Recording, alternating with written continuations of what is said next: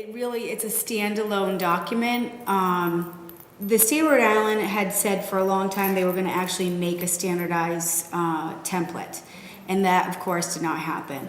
So when you have a 504 plan, that is also considered that a medical plan, or it was to some extent. When you're a child, if they move off a 50, you don't have a 504 and an IEP.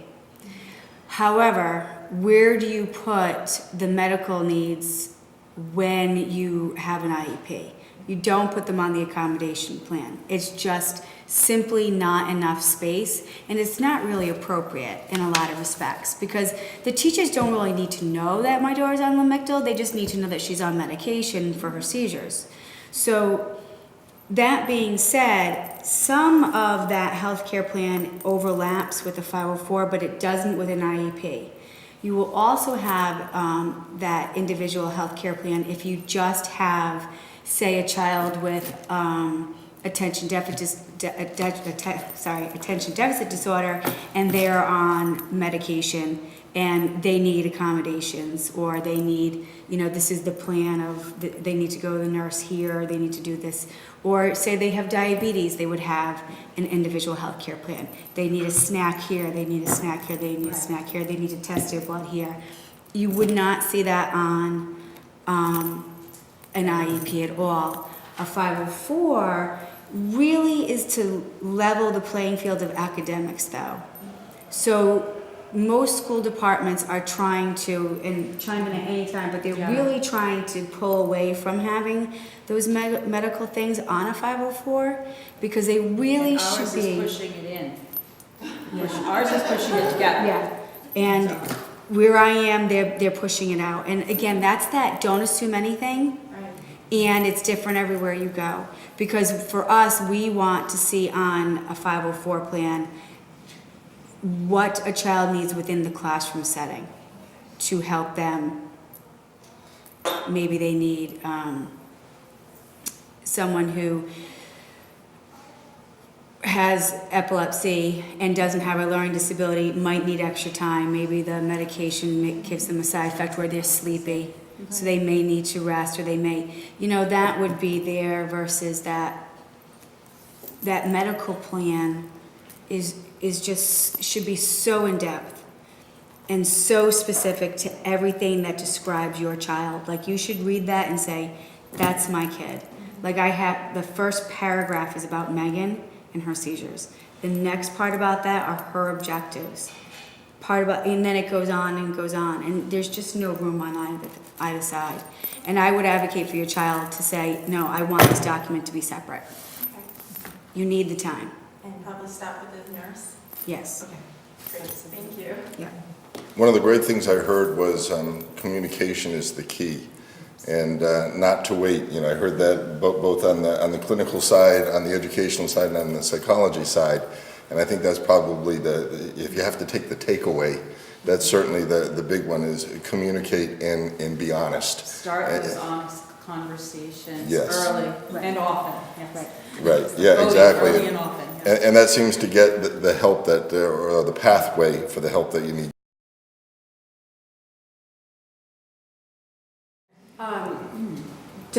That's when you would turn to I turned to my doctor and asked. At one point, Megan did need to be she needed to be accompanied on field trips outside the school. But then there came a time when it just started to change, and we didn't need that on her IEP anymore. But that's where that needed to be on the federal document, because it's the cost to the school.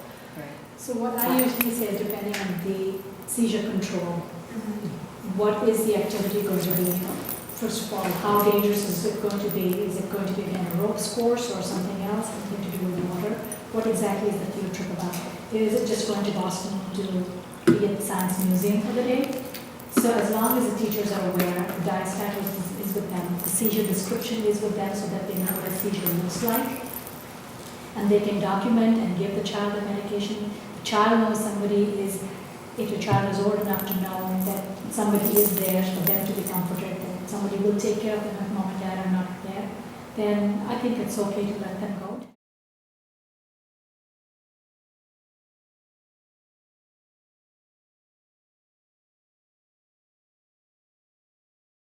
They may have legalities, I don't know. Right. Yeah. I There don't know. are certain legalities.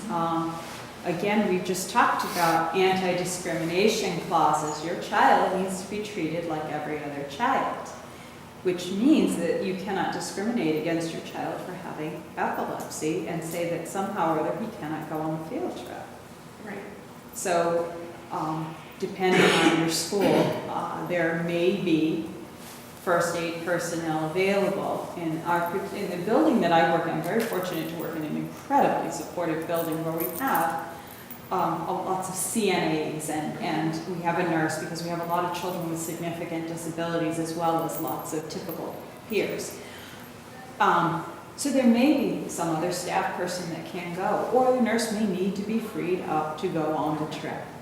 And if you need to play the federal card, you may need to say, you know, you'd be discriminating against my child if you said he couldn't go unless I go. Is it already in the document? Does your child have an IEP? Okay, is it in the IEP though that they have?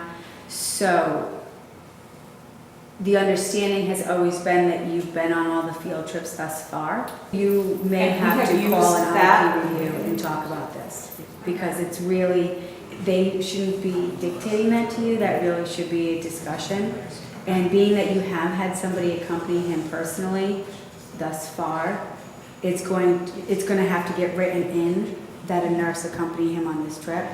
And they will or they can do that. It's just, it may end up being a Maybe really long, pushed. it might be a long talk. So again, it's one of those early and often kinds of things. You need to have those conversations and insist that administrative support be there for that because somebody has to be there to guarantee the money to pay whoever's going to go on that trip. And that's a good point about being flexible because all budgets are tight and nobody wants to open that bag and pull out any more money for anybody if they don't have to because they're saving it for the next emergency. But if you can be flexible and work with them and come up with some sort of compromise position, to me it's nice to be able to have a 19-year-old friend that can go with you. But if that's not a reality, you need to say, well, I used to have this resource or that one, but I don't really have that right now, and I can't go. So We need to make a plan. So you need to make a plan. They should be able to. And that may be one of those things too, that if there are other parents that are going and they're willing. So be open to keep it a conversation as opposed to a big roadblock, keep it a conversation and start the planning. I would turn to your doctor and have a That's doctor what I was help going you to out. say. Write a letter. Sometimes, that is, make a list because I don't know what the trip would be. So if you go to your neurologist and say, the trip is for a week, it's going along, what accommodations does he need, what help Right. does he need? Make sure you have the diastat, make sure you have a description with the 19-year-old so that he knows what to watch out for. Tell him that the seizure may be different if it's a newly diagnosed epilepsy. They make sure that that 19-year-old, make sure your child takes the medicine. So make sure there aren't any triggers. And also just make sure that he's not sleep deprived. Because again, he's away from his mom and dad. Sleep It's a practice. good habit. Yes. He's gonna. So, That's true, So but all as- that physical activity, so as Stacy said, you have to start getting them, once they get to be 10, I start actually doing the same thing. I actually say to them, we ask mommy and daddy, but now you also tell me how you feel, because I'm really your doctor and not their doctor. Right. So I make them start feeling that they should be comfortable talking to me. So it's the same way, you just get an idea of what this trip will be like, think of the potential triggers that might be, make a list, and again, before the visit, or just call and say, this is what I need. The nurse can always write that out, I can word it, and then the child can get it. And you can hand it over, and there's certain risks, as Stacey was saying, you have to start letting go somewhere. You cannot be with them long term. You're going to go from this world one day. You have to prepare them to be responsible adults and own their desires. So slowly and gradually let go, and you can't be there, unfortunately, all the time. So then that letter can work as a backup for you and also get put into the IEP.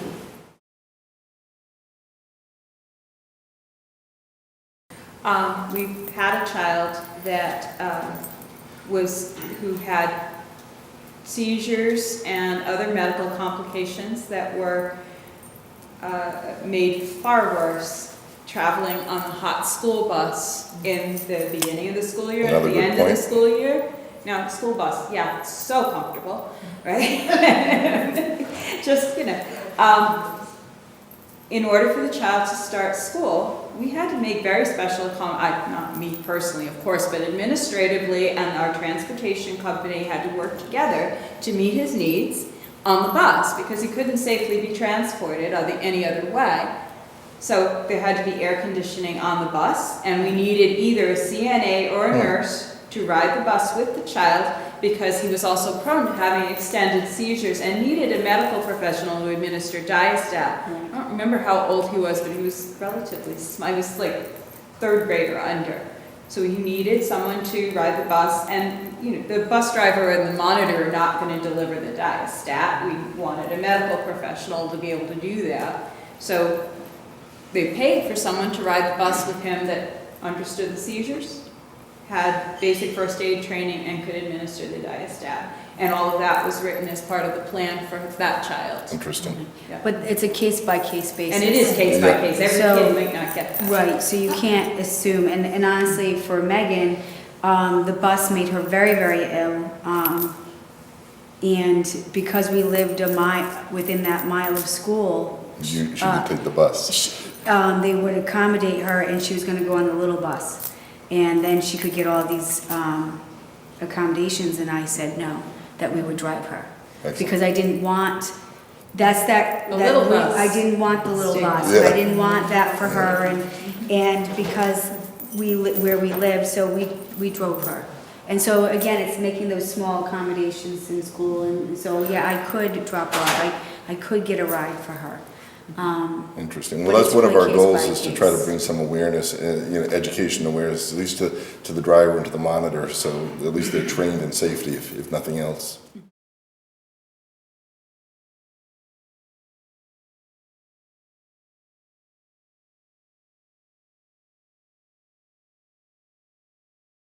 You are entitled to review of the child's IEP. Even if you signed it today, you're entitled to request another review, and they have to act within 10 days to accommodate your request for another review. People should be bringing progress data to the meeting. So if you ask for an IEP review, every goal in that IEP, there should be some sort of data to represent progress, lack of progress, something. You should get some message about whether or not that's working. If you find that it is not working and everyone at the table agrees that we need to do something different, then you may need to drill down into particular skill areas and say, I'm not sure what's going on, but there may not be enough time. The child may need more time with a special educator. The child may need some supplemental service like language. So those are questions to ask. I'm not sure what's going wrong here, but she doesn't seem to be moving forward. Talk with all of the educators at the team meeting about what might be getting in the way. You may need to say that, for example, that for whatever reason, no matter how hard your child tries, is not getting the sound-symbol relationship very well, the understanding that A says ah and A. Maybe there's more going on a language level for your child, and so there may need to be more testing. Maybe there's something cognitively different, that there may be some sort of cognitive disruption, so you might need a little more deeper cognitive testing if that hasn't been done. So you may need to ask for more testing, ask for more time with the special educator, request more services, and that may involve also more testing. For example, we don't just have speech and language, we do testing to see if there's a need for it. That continues to be a daunting task for you. One of the resources that I didn't put in my slide was the Rhode Island Parent Information Network. If you haven't worked with it, was in there. So I was thinking RIPIN is a good place to help you negotiate through the IEP process because it's so daunting. So special education is really hard. It's really hard. And I've been doing it 23 years, and every year I feel like it gets harder. And I'm thinking, how do parents even get in here? how do they even know to walk in the door, much less get through all the paper? So, so I mean, it's a little nodding going on around the room. So if your child is on Katie Beckett and you're a part of a Cedar Center, then your Cedar Center can provide you with an advocate. So Katie Beckett's probably a jargon, so Katie Beckett is, Additional it's funding. it's if you additional don't funding qualify. that you can, that it's a daunting, most time-consuming, heart-wrenching document that you have to fill out with the help of your doctor and teachers, and they basically deem your child, as disabled as they could possibly be. You have to make your child look as worse as they possibly can to get this additional kind of help. And all it is really funding. And it allows you to get into the Cedar Center, which then allows you to have some access, as in like HBTS or home-based behavioral therapy, or maybe you need a PASS worker for your child, or there are You other get some things. respite. And these are all things that we're just sort of throwing at you, and I can certainly we can talk to you a little bit more on a personal basis. But anyway, so it kind of opens this up, and they can provide you with an advocate to come to your IEP meetings. If that's not the avenue that you're in, and most parents over the age of 3 don't have that whole Katie Beckett Cedar Center kind of thing. So it's like 0 to 5-ish. Then after that, you can call your RIPEN representative, and they can come with you to help you with your IEP meeting. Like Kathleen said, and I know as a 3rd grade teacher now, the data collection that I have to do on a daily basis for my kids is unbelievable. It's going to be in the computer and the TINET system. It's going to be brought to the IEP meetings. So if your data isn't correlating with your feelings, like they might be saying, oh yeah, Johnny here is doing really well, but you're not seeing it, that's a breakdown in communication with your team. So I would call for a review. I would start with your classroom teacher and say, let's have a meeting. Yeah. And then from there, I'm still not feeling comfortable. I want an IEP review. And they have 10 days to get that to you. I have a quick sentence to add over here. Sometimes when I'm seeing the child for follow-up, I'm seeing them every 3 months or 6 months, and I ask how the child is doing in school.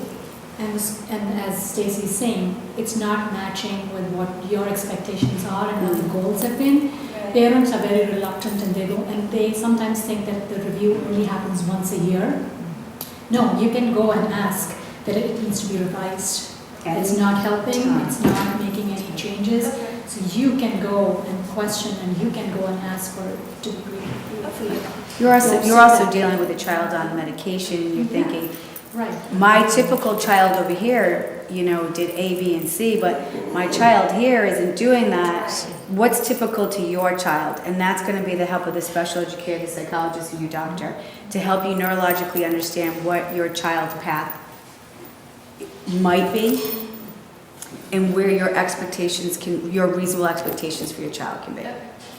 Because one medication may have a different side effect cognitively while trying to control. So we have epilepsy under control, but learning is declining. Right. So then we have to see if giving some more help will help, or do I have to change something else and lose control over the epilepsy? So it has to be balanced, but don't sit back. Yeah. Sit back for anything. I'm Linda Lynch with the Matty Fund, but also I want to thank obviously everyone for coming out tonight. It's been incredible, and I know we do have some new families here, which we're very excited to have. And I just want you guys to know that at the Matty Fund we're here. We have 2 of us that are in the office that have lived through it, done the IEPs and so forth, and we have so many people that we can put you in touch with if we can't help you. So it's really important that feel free to call, even if you just need to talk. And then as we were just talking at the end, it says, becoming your child's best advocate. We have to fight and fight. My child's 20 now, he's in college. He had an IEP, then he had a 504, then he had to go back to an IEP, and then he went back to a 504 because the colleges don't take an IEP. So again, it's a lot of stuff. and being here tonight, it shows that you're reaching out, and we want you to know that we're here for you.